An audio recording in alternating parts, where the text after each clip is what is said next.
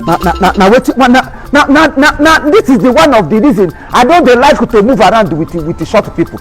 Any woman wey short, I know they like to go around with that person. Huh? How person go just there since afternoon? You keep me for road, I just stay here, they wait. Hey, since I don't delay my chief hey. Chief, no verse. No verse for me. I just take my time to prepare. No, my chain and the fine. No, I can't see chief come here and because I can't see no, I'm not going to delay my chief. I can't run come meet you. Because you know, so this birthday party where we they go, I know say we go meet men. And me, I go meet men of timbers and calibers. Tipa na caterpillar one men where you go meet, now then go climb you up. You go meet me and the tipa na caterpillar. You go meet me. You can't keep the real man for road. I don't hear since they wait for you. What if they want you now wait to short? If person short, you never get conscience.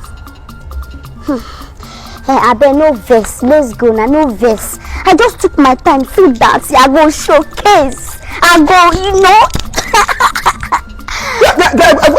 Mama will hear no tell. I know they like to see women when the two jump up like this. I know they like. If you not say this, you don't want to follow me go. Now you are the even do favor. Sweet and chewing gum, biscuit, everything got wakasa. Wow, wait, chief. Sweet and chewing gum they there. Now wait before uncle. What of Pablo Don Jerry? You know. Lady Gagas, all those men. I got Mother Gaga. I got Doigrago Timber, and I get Tiago Cubana chief priest in my bottle. Hey, now that one, you know, ask me where they carry you, they go. That's what they do back then, a 1 year old. Yes, Chijendo Christiana, Ndiego. You see their name, Ndiego. Person answer name and the name where they answer they affect them. Children Christian and the Jacob. In Papa name Panana Christogonusu Nde Diego. The mama name na Lady Mommy Diana Nde Diego. The CEO of Otto Bube na Congo. Mata kwacha. Hey! Oh, mata kwacha ga reg na mma. Okay, mwa gbegbe. Now, daughter, if you see Pikin, where I see, I think say no Igbo person born. I said, "Na mo go nyene here ask me starting swallow cucumber, about 2 cartons of susumba, 1 basket of carrot. Now he swallow that night to tell you grow up. Come give that to child. If you see a child, okay, go no say this one na child. I say as you there now there you supposed go follow your fellow children. Make una do bankolo. I'll be there for go. At least go and sweet, you go carry surplus to go. You put a nylon for bag as I tell you, Abi. Mbaipu. Chai! Allo meneno. Hi, chief ipali kwa mo. Oso. Ipali no mo fuma. Hi. Wait, chief, make I ask you one question. This pillow mo okay when they for my front, na artificial abi? No, tell me, na artificial. You know where you carry am for children. Now children do ask you to carry pillow. When if you carry people will carry pillow, now here them the day.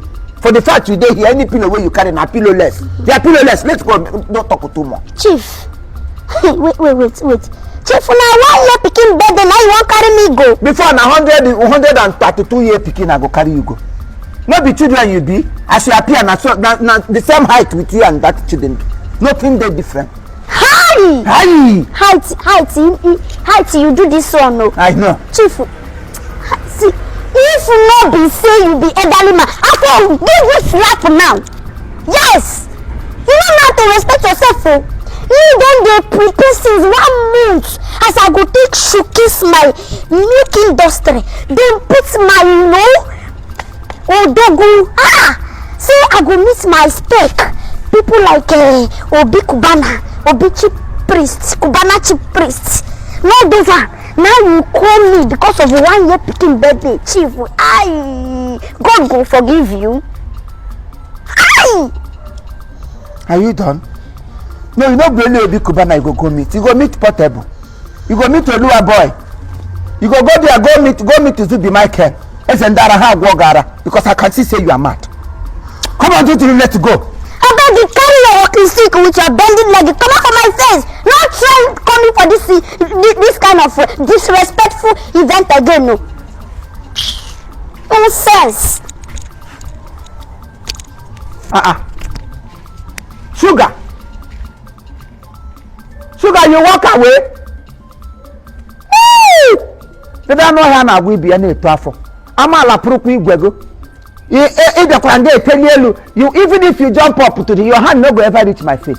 You want to jump up and slap your father. Ndombo marakante. Akatokwaganantim.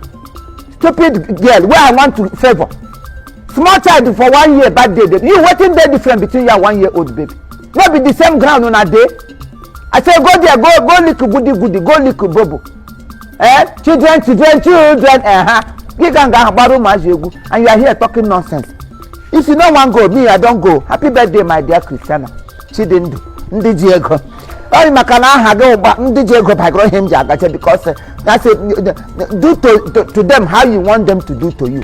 So I celebrate you now, and I'll continue to celebrate. This is just the beginning of 1 year, but what you get celebrate to get the birthday go until you know 100 and something. You grow old because your parents are so liquidated to you. Happy birthday to you, happy birthday to happy birthday to you.